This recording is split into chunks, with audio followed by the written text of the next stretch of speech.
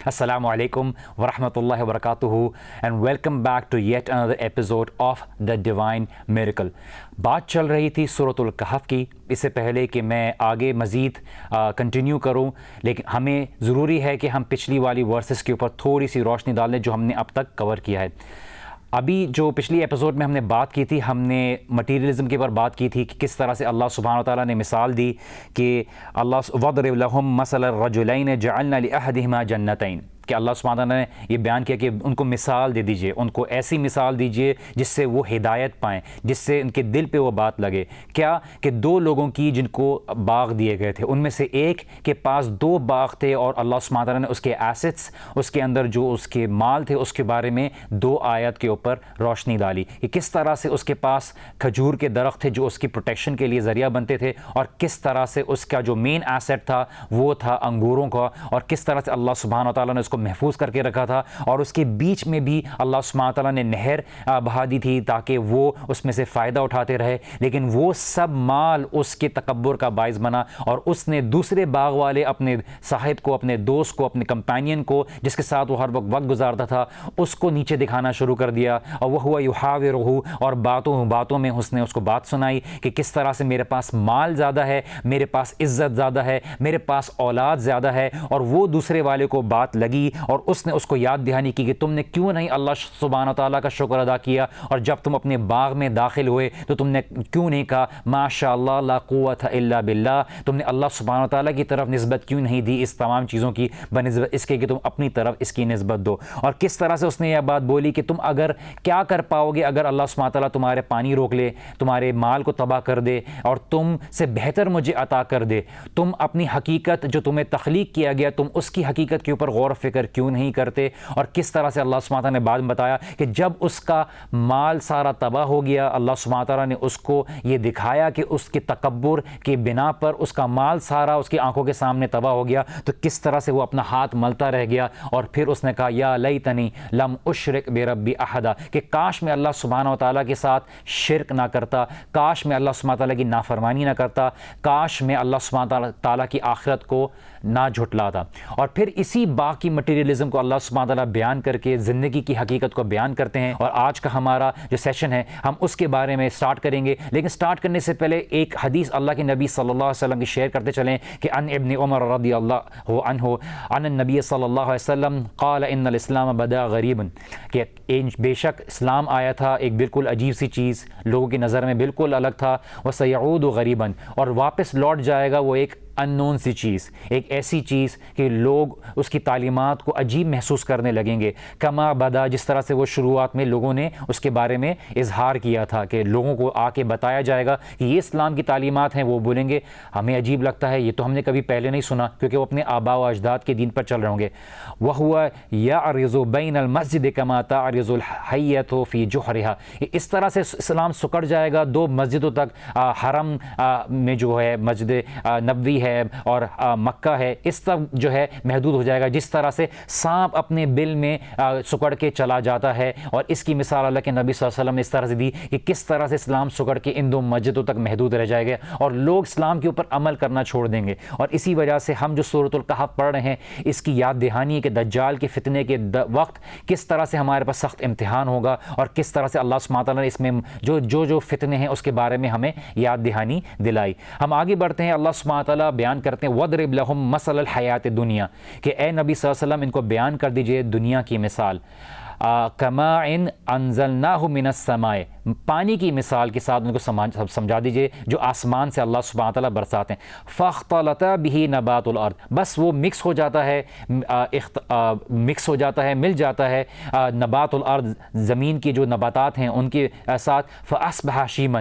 پھر وہ بالکل بکھرا ہوا ہو جاتا ہے. تزروع الریاح، ہوا اس کو اڑا کے لے جاتی ہے. وکان اللہ علی کل شیء مقتدرا، بے شک اللہ ہر چیز کے اوپر قادر ہے اور اللہ ہر چیز کو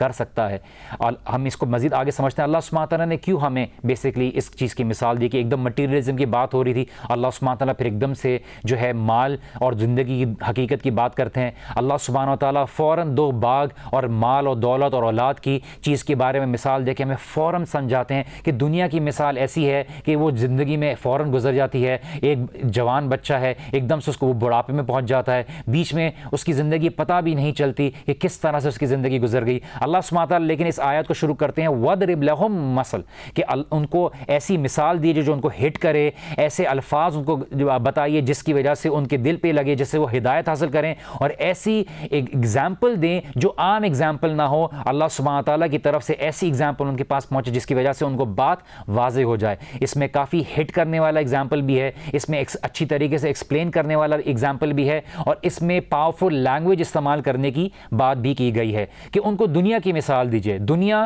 ایک ایسی فیمینن سپرلیٹو ورڈ ہے کہ وہ ایک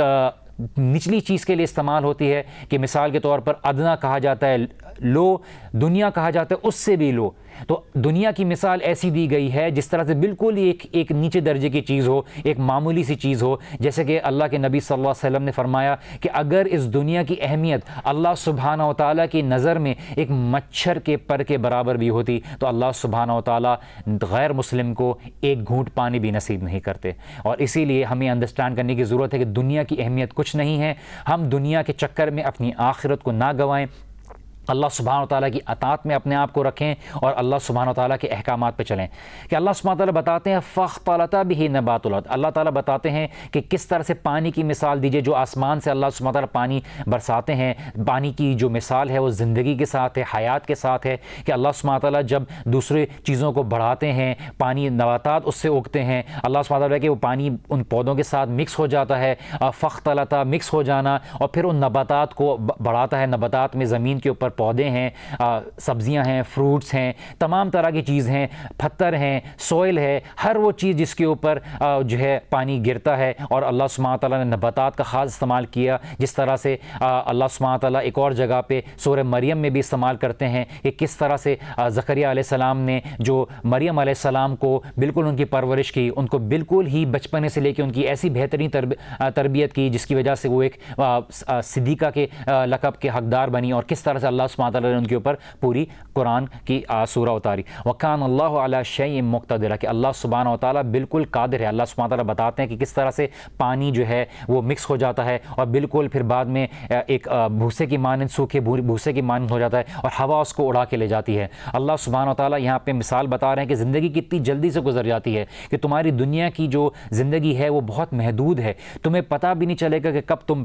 بڑے ہوئے, کب تمہاری زندگی گزر گئی. تمہاری زندگی کے مختلف سٹیجز تھے, تم نے جاب کرنی تھی, تم نے دوست بنانے تھے, تم اسکول میں تھے. کل کی بات ہے کہ تم اپنے اسکول کی یادوں کو یاد کرتے ہوئے اس بات پہ حیران ہو رہے تھے کہ وقت کتنی جلدی سے گزر گیا. اللہ سبحانہ تعالیٰ بتا رہے ہیں کہ زندگی کی مثال بھی ایسی ہے کہ تم بالکل اس جلدی سے اس زندگی کے حالات سے گزر جاتے ہو اور بعد میں ایک دم اپنے بڑھاپے اور اللہ سبحانہ تعالیٰ سے ملاقات کے لیے تیار ہو جاتے ہو. ہم یہاں پہ چھوٹی سی بریک لیتے ہیں, بریک کے بعد واپس آئیں گے. Please join us back after the break.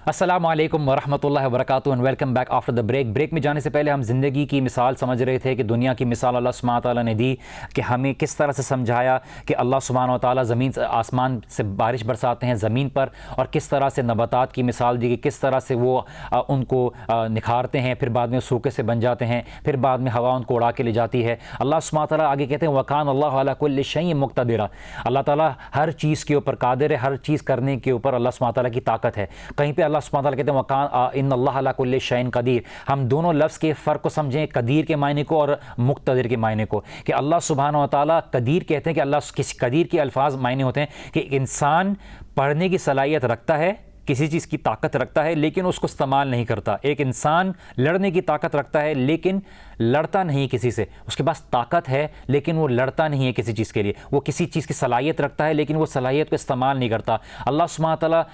قدیر کے معنی استعمال کرتے ہیں کہ اللہ سبحانہ تعالیٰ قادر ہے، لیکن ضروری نہیں کہ اللہ سبحانہ تعالیٰ اس چیز کو استعمال کر رہے ہیں یا آگے کریں گے، لیکن اللہ سبحانہ تعالیٰ قادر ہیں۔ مقتدرہ کے الفاظ کہ اللہ سبحانہ تعالیٰ قادر بھی ہیں اور اللہ سبحانہ تعالیٰ اس چیز کو استعمال کر رہے ہیں، اللہ سبحانہ تعالیٰ اس چیز کو اس وقت کر رہے ہیں، جیسے اللہ تعالیٰ نے کہا کہ میں نے آسمان سے پانی برسایا، اور اللہ سبحانہ تعالیٰ نے کس طرح سے نباتات اگاتے ہیں، اور یہ سلسلہ چلتا رہتا ہے، اور اللہ سبحانہ تعالیٰ اس چیز کے بارے میں بتا رہے ہیں کہ اللہ تعالیٰ یہ طاقت رکھتا بھی ہے اور اللہ سبحانہ تعالیٰ اس کو استعمال بھی کر رہے ہیں۔ وَاضْرِبْ لَهُمْ مَثَلَ الْحَيَاةِ الدُّنْيَا، گارڈنز کی ایگزامپل دی، جیسے ہی پچھلے 2 گارڈنز کی ایگزامپل ختم ہوئی، اللہ سبحانہ تعالیٰ یہاں پہ زندگی کی مثال بتا رہے ہیں کہ سارا مال ختم ہو جائے گا، یہ ساری زندگی ختم ہو جائے گی، تم جب اللہ سبحانہ تعالیٰ کی طرف آؤ گے تم کس اعمال کو لے کے آتے ہو، یہ تمہیں سوچنے کی ضرورت ہے، کیونکہ دنیا میں جو بارش سے جو اگا، جو تم نے کمایا، جو دنیا کے لیے تھا، وہ دنیا کے ساتھ ہی اڑ کے ختم ہو جائے گا۔ اور اسی لیے اللہ سبحانہ تعالیٰ کہتے ہیں کہ مکس ہو جاتا ہے پانی، اس چیز کو بڑھاتا ہے، اس کے استعمال کرتا ہے، لیکن بعد میں وہ زندگی کی طرح بالکل روکھا سا ہو جاتا ہے، اور پھر انسان بڑھاپے میں زندگی کے ختم ہو جاتا ہے اور اللہ سبحانہ تعالیٰ کی طرف لوٹ کر چلا جاتا ہے۔ اللہ سبحانہ تعالیٰ ایک زندگی کی مثال یہ بھی بتاتے ہیں، بیچ کی مثال اللہ سبحانہ تعالیٰ نہیں دی، اللہ تعالیٰ نے شروعات کی مثال بتائی، آخرت کی مثال بتائی کہ کس طرح سے 2 چیزیں پروسیس جلدی سے گزر جاتی ہیں۔ اللہ سبحانہ و تعالیٰ ایک جوانی کی بات کرتے ہیں، انسان اس جوانی میں انوالو ہو کے اللہ تعالیٰ کو بھول جاتا ہے، اللہ سبحانہ تعالیٰ کی نعمتوں کو استعمال بھی کرتا ہے، اور بعد میں وہ ایسی عمر کے ایسے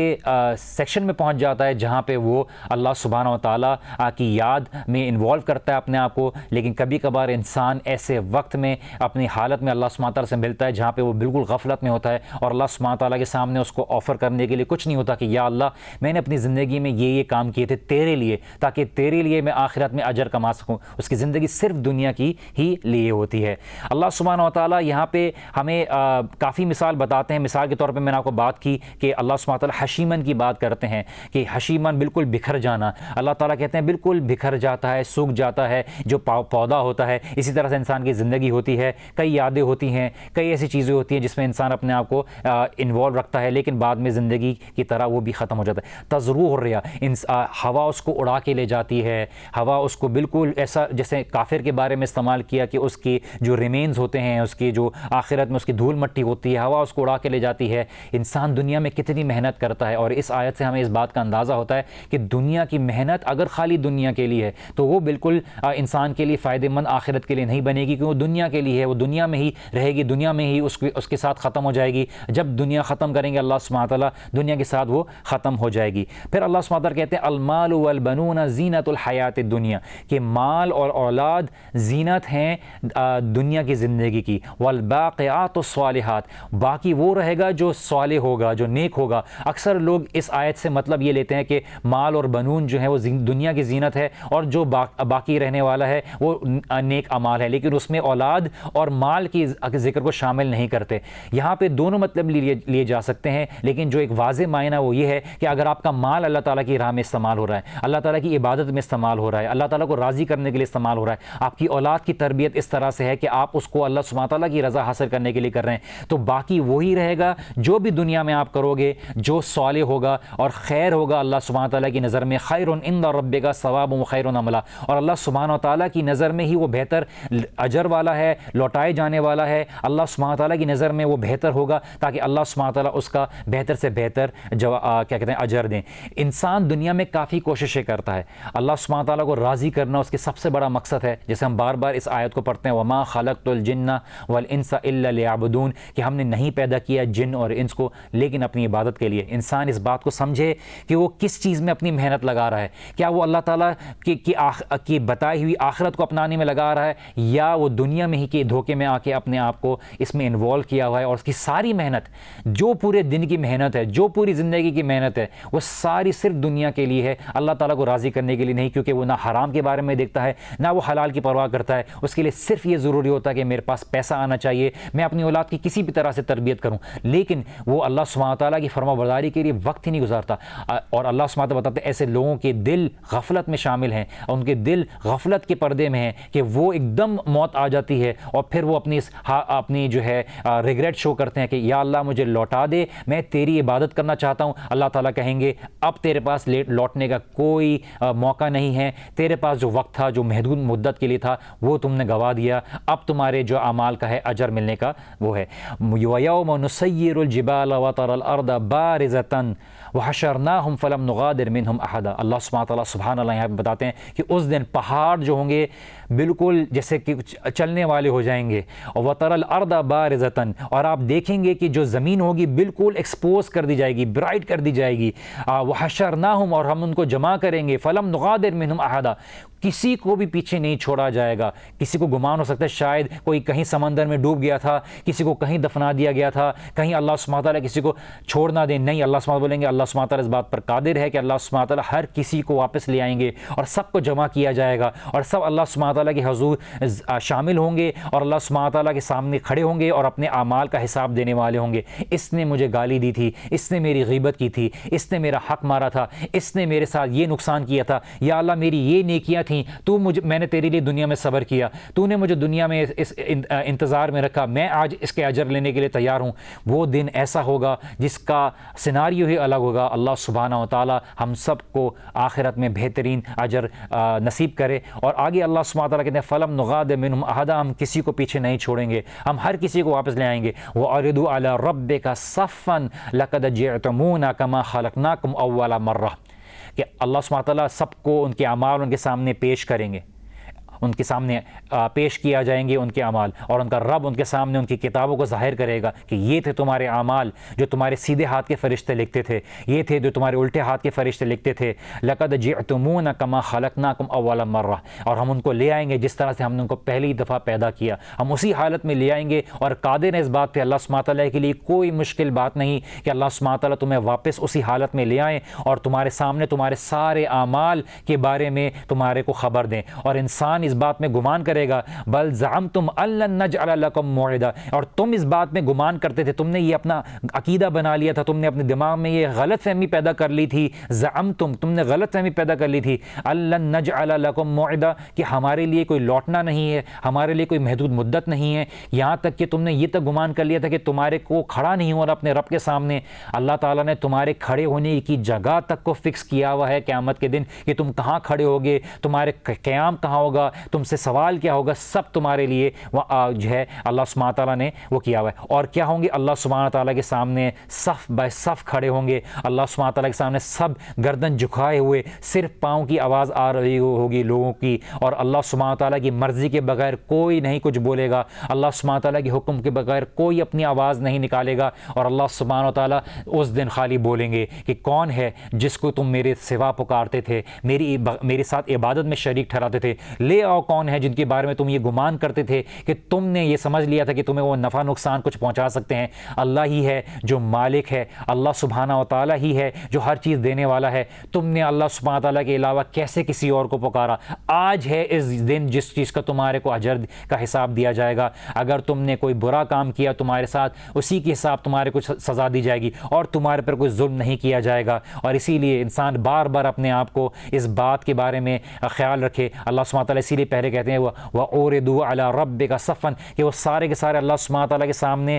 حاضر ہوں گے صف بائی صف، بالکل ایک آرگنائز فارم میں، کوئی اس طرح سے ادھر بھاگ نہیں رہا ہوگا۔ اللہ سبحانہ تعالیٰ کے سامنے ہر کوئی اس بات پہ شرمندہ ہوگا کہ کاش میں تھوڑا اور وقت گزار لیتا، تھوڑا اور وقت اللہ سبحانہ تعالیٰ کے سامنے محنت کر لیتا۔ یہاں پہ ہم چھوٹی سی بریک لیتے ہیں، بریک کے بعد واپس آئیں گے، please don't go any where. ہم مزید انشاءاللہ تعالیٰ سمجھیں گے سورۃ الکہف کی آیات کو، and see you right after this break.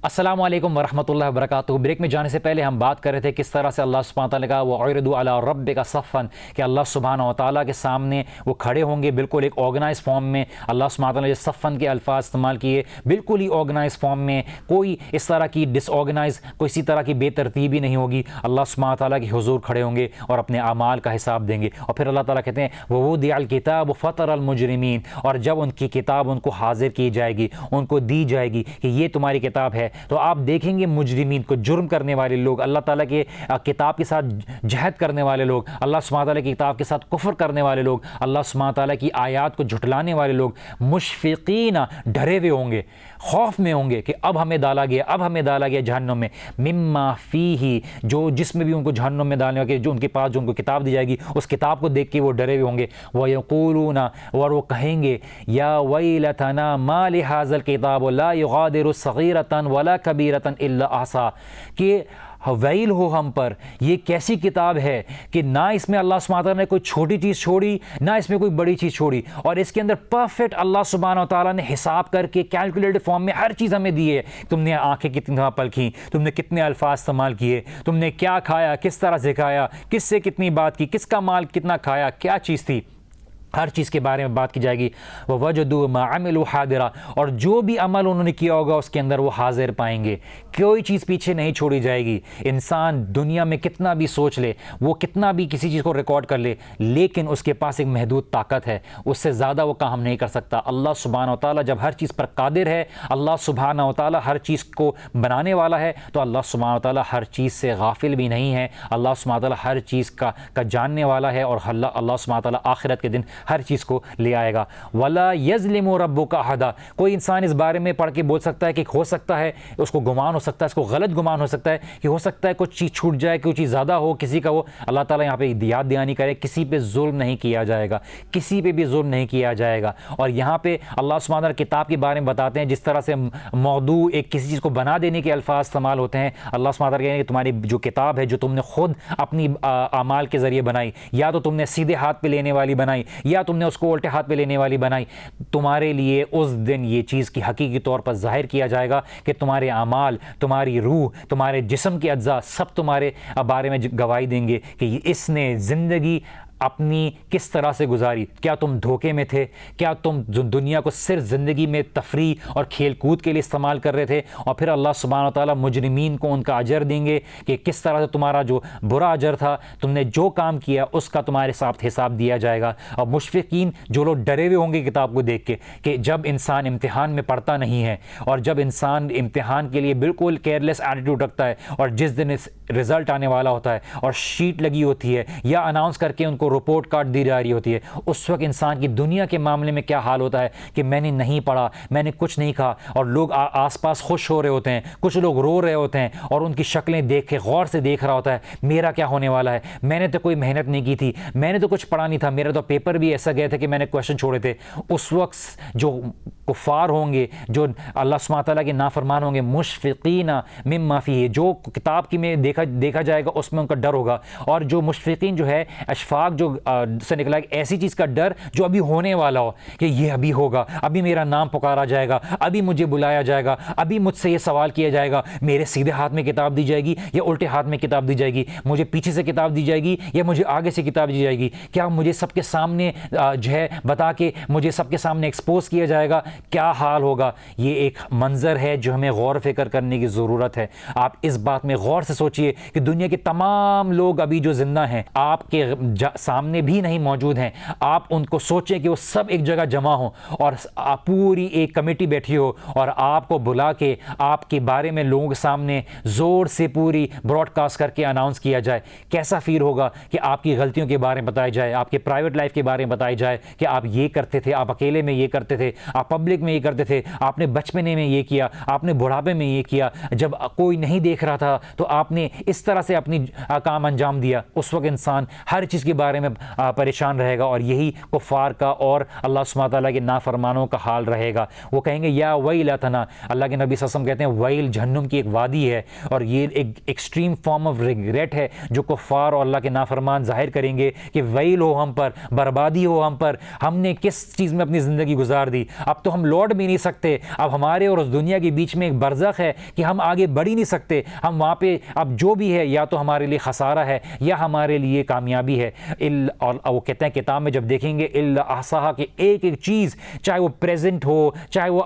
پاس کی چیز ہو, ہر چیز اللہ سبحانہ و تعالیٰ اس کے اندر لے کے آ جائیں گے. وہ اس طرح سے پرفیکٹ اماؤنٹ میں کیلکولیٹ ہو کے لے کے آئی جائے گی کہ اس جیسی کتاب کی نامثال انہوں نے دیکھی ہوگی, نہ اس جیسی کتاب انہوں نے کبھی اس سے کمپیئر آگے کبھی دیکھیں گے, کیونکہ اللہ سبحانہ و تعالیٰ ایسی کتاب جو ان کے اعمال جو ہر چیز کو نوٹ ڈاؤن کر کے لے آئے گی اس کو شامل رکھے. وَلَا يَظْلِمُ رَبُّكَ أَحَدًا, اللہ تعالیٰ کسی پہ ظلم کرنے والے نہیں ہیں اور نہ اللہ سبحانہ تعالیٰ کسی پہ ظلم کریں گے. اللہ سبحانہ تعالیٰ ہر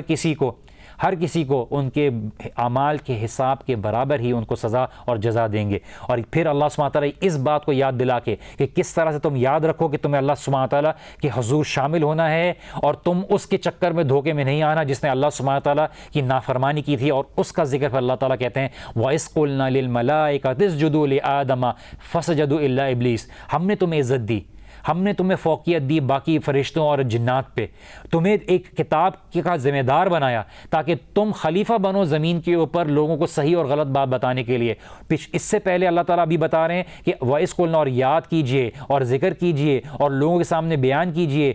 کہ جو ہے نا کہ ہم نے جب کہا ملائکہ سے کہ سجدہ کرو آدم کو, فَسَجَدُوا إِلَّا إِبْلِيسَ, سب نے سجدہ کیا, سب نے فرما برداری کی, صرف ابلیس تھا جو تکبر سے کھڑا رہا. سوچیں اللہ سبحانہ تعالیٰ کی آسمان میں کتنی مخلوق ہے, فرشتے ہیں, کہ اللہ کے نبی صلی اللہ علیہ وسلم کہتے ہیں فرماتے ہیں کہ 4 انگلیوں کی جگہ بھی آسمان میں خالی نہیں ہے, یا تو فرشتہ رکوع کی حالت میں ہے یا سجود کی حالت میں ہے. کتنے فرشتے ہیں, اور اللہ سبحانہ تعالیٰ کا ایک حکم آتا ہے کہ آدم کو سجدہ کرو, سب سجدہ کرتے ہیں, اور جو ابلیس ہے وہ تکبر سے کھڑا رہتا ہے, بولتا ہے کہ میں نہیں کروں گا, میں اس سے بہتر ہوں, کیسے میری عقل مانے کہ اللہ سبحانہ تعالیٰ نے اس کو سجدہ کرنے کا حکم دیا. سب نے سجدہ کیا سوائے ابلیس کے, عقل استعمال کی, تکبر کیا, اللہ سبحانہ تعالیٰ کے حکم کی نافرمانی کی. اور یہی اللہ تعالیٰ بتاتے ہیں کہ اس نے وفسق عن امر ربی, اس نے اللہ سبحانہ تعالیٰ کے ایک حکم کی نافرمانی کی, ایک حکم کی نافرمانی کی. پچھلی آیت میں نے ذکر کیا کہ ان کی کتابوں کو دی جائے گی. جب ایک نافرمانی کرنے پر ابلیس کو نکالا گیا, تم کیسے یہ بات کا گمان کر سکتے ہو کہ تمہیں کسی نافرمانی پر ایسے ہی معاف کر دیا جائے گا؟ اللہ سبحانہ تعالیٰ معاف کرنے والا ہے, اللہ سبحانہ تواب ہے. اللہ تعالیٰ چاہے تو تمام اعمال معاف کر سکتا ہے ایک نیکی کی بنا پہ, اور تمام نیک اعمال ضائع کر سکتا ہے ایک غلطی کی بنا پر. ہمیں یہ بات غور و فکر کرنی چاہیے. یہی چیز ہمیں یاد دلاتی ہے کہ ہم ہر وقت ڈرے رہیں, ہم ہر وقت اس بات کا خیال رہیں کہ کوئی ایسی غلطی ہم سے نہ ہو کہ اللہ سبحانہ و تعالیٰ ہمارے کو کسی چیز کے بیچ میں پکڑ لے اور قیامت کے دن ہمارے خسارے کا باعث بنے. افتتخذونہ وذریتہ اولیاء, کیا تم پھر بھی اس کو دوست بناؤ گے, اس کو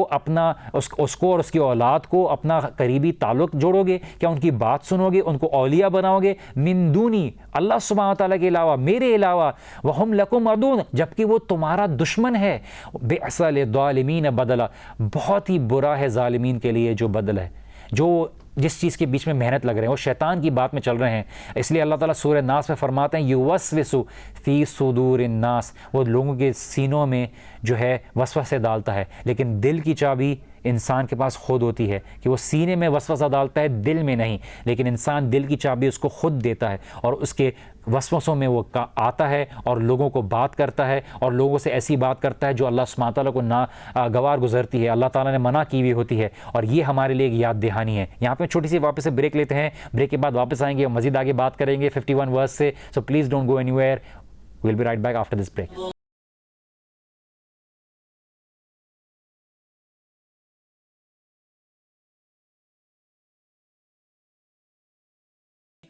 السلام علیکم ورحمۃ اللہ وبرکاتہ. Welcome back after the break. آپ دیکھ رہے ہیں ڈیوائن میریکل, جہاں ہم اللہ سبحانہ تعالیٰ کی کتاب میں کچھ سورس کو ڈسکس کر رہے ہیں, اور ہمارا جو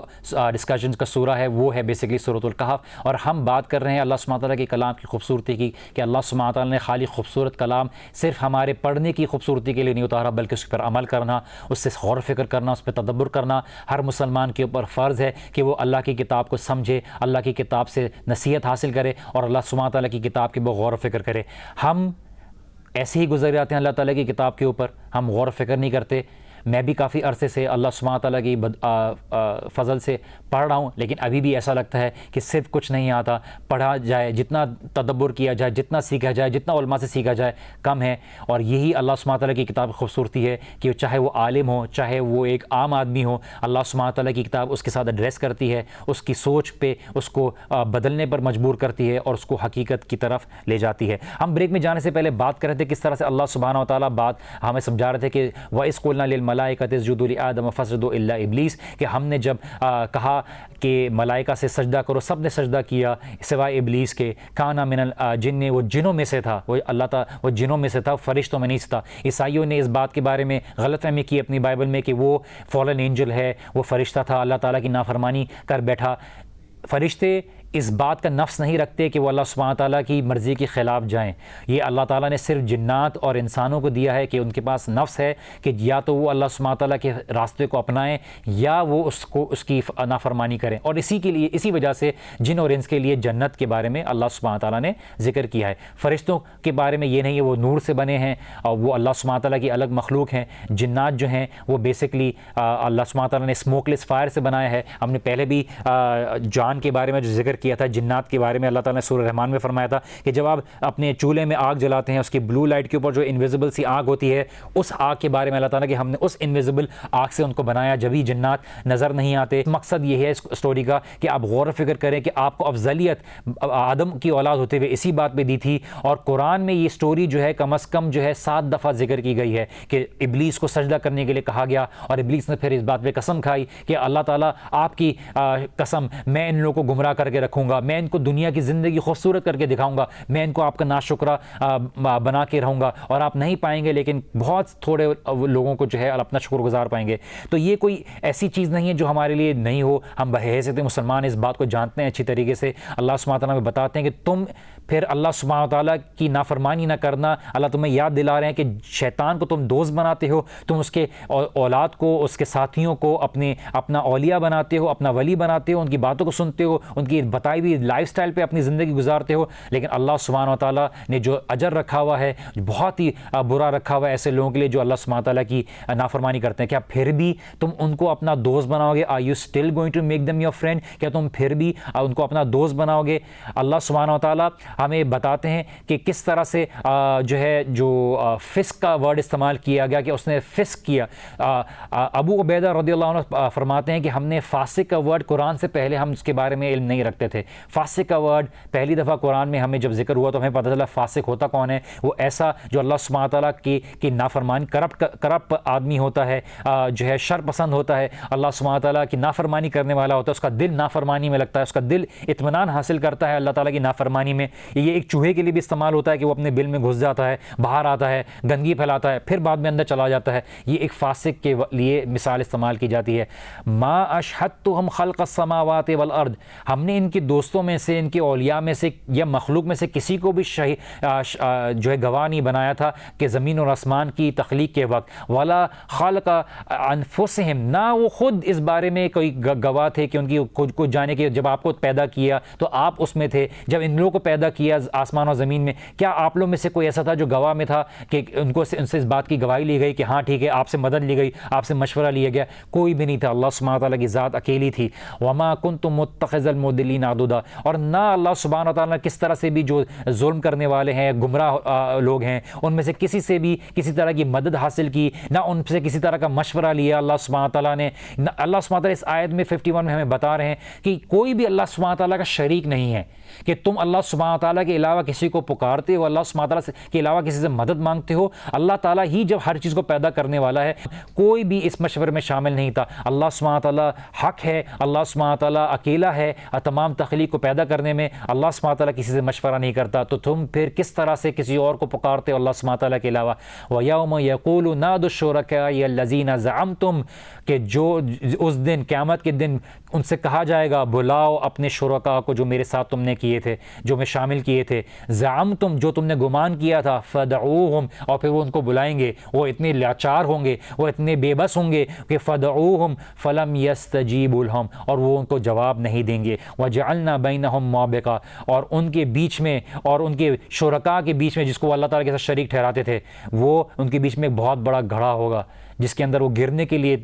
تیار ہوں گے، ان کو لگے گا ابھی ہم گریں. اور ایک انسان کی حالت جیسے ہوتی ہے وَرَأَى الْمُجْرِمُونَ النَّارَ فَظَنُّوا أَنَّهُمْ مُوَاقِعُوهَا، اور وہ جب آگ کو دیکھیں گے مجرمین، وہ دیکھیں گے کہ ان کو یقین ہو جائے گا کہ ایک انسان گرنے والا ہوتا ہے پہاڑ سے، اس کی کیا حالت ہوتی ہے، کسی ہائٹ سے گرنے والا ہوتا ہے، اس کی اس وقت حالت کیا ہوتی ہے، اس کا دل بالکل رکنے والا ہوتا ہے، اس کی حلق میں آ جاتا ہے اور وہ گرنے کی ہوتا ہے، اس کو یقین ہو جاتا ہے میں یہاں پہ گروں گا ہی، اس وقت اس کی کیا حالت ہوگی. وَلَمْ يَجْدُوا عَنْهَا مَصْرِفًا، کسی بھی طرح سے ان کی جو حالت ہوگی کہ کسی بھی طرح سے ان کو جو ہے اس میں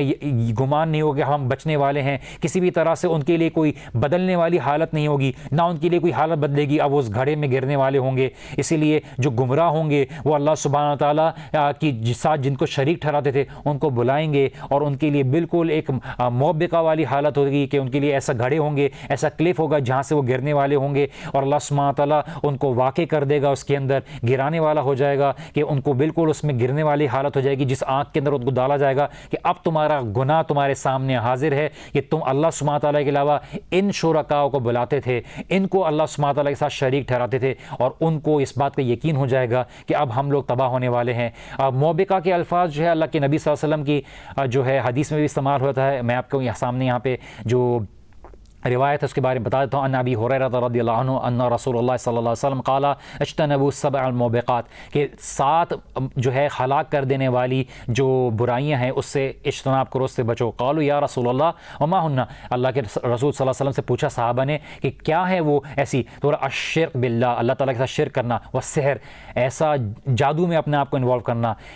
قتل النفس التي حرم اللہ الا بالحق، ایسی جان کو ناحق قتل کرنا جس کا حق نہیں تھا تمہیں قتل کرنے کا، واکل الربا، ربا کھانا، واکل مال یتیم، یتیم کا مال کھانا، ٹھیک ہے، وتعلی یوم الزحف، وقذف المحصنات والمؤمنات، کہ تم جو ہے جنگ سے الٹا بھاگو، جنگ کے میدان کے دن جو ہے الٹا بھاگ رہو اور اپنی جو ہے مسلمانوں کو چھوڑ کے الٹا پھیر بھاگ جاؤ. وقذف المحصنات المؤمنات الغافلات، کہ ایسی پاک دامن عورتوں کو جن کو اس بار برائی کے بارے میں پتہ بھی نہیں تھا ان کے اوپر جھوٹا الزام لگانا، یہ چیزیں جو ہے ہمیں اس کے بارے میں بولا کہ ان 7 گناہوں سے بچو، یہ ہلاک کر دینے والی ہیں. موبقہ کے الفاظ ہیں کہ جنہیں کہ ایک اونٹ جو ہے جب وہ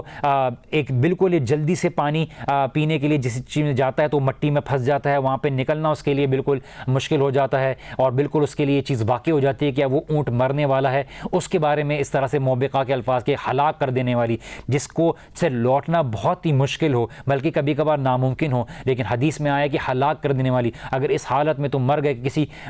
پاک دامن مرد اور پاک دامن عورت کے اوپر تم نے اگر جھوٹا الزام لگایا، یا تم اگر کسی ربا میں اپنے آپ کو، سود میں اپنے آپ کو انوالو رکھا، تم نے اگر کسی جان کا قتل کیا، کہ تم نے اگر کسی یتیم کا مال کھایا، تم نے اپنے آپ کو جادو میں انوالو کیا، اور سب سے بڑی چیز تم نے اللہ تعالیٰ کے ساتھ شرک کیا، تو تمہارے لیے بالکل ہی تباہی ہے. اور ہمیں یہ بہت سوچنے کی ضرورت ہے کہ ایسے لوگوں کے بارے میں ذکر کیا گیا ہے کہ جو لوگ زندگی غفلت میں گزارتے ہیں اور اس بات پہ خیال رکھتے ہیں کہ جیسے اللہ سبحانہ تعالیٰ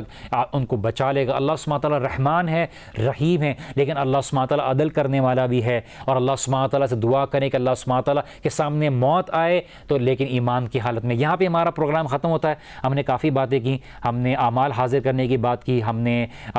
ہلاک کر دینے والے اعمال کے بارے میں ذکر کیا، ہم نے مٹیریلزم کے بارے میں بات کیا. امید ہے کہ آپ کو یہ باتیں فائدہ مند ہوئی ہوں. ہمیں اپنی دعا میں یاد رکھیے. ہمارے پروگرام کا اختتام ہوا چلتا ہے، اپنی دعا میں خاص یاد رکھیے گا. خاص طور سے مجھے یہاں پہ میں آپ سے سلام کہتا ہوں. السلام علیکم ورحمۃ اللہ وبرکاتہ.